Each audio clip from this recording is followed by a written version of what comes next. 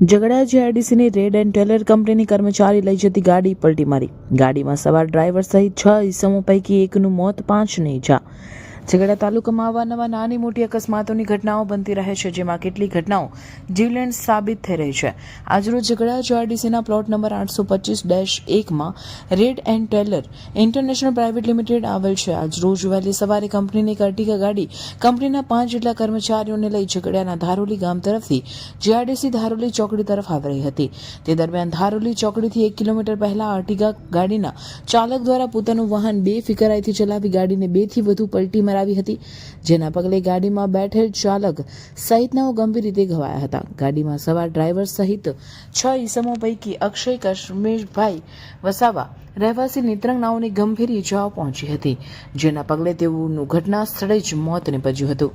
ગંભીર રીતે ઘવાયેલાઓને પહેલા વાલિયા ખાતે સરકારી હોસ્પિટલ ખસેડવામાં આવ્યા હતા, ત્યારબાદ તેઓને વધુ સારવાર અર્થે કંપની દ્વારા અંકલેશ્વરની ખાનગી મલ્ટી સ્પેશિયાલિટી હોસ્પિટલમાં સારવાર હેઠળ રાખવામાં આવ્યા છે.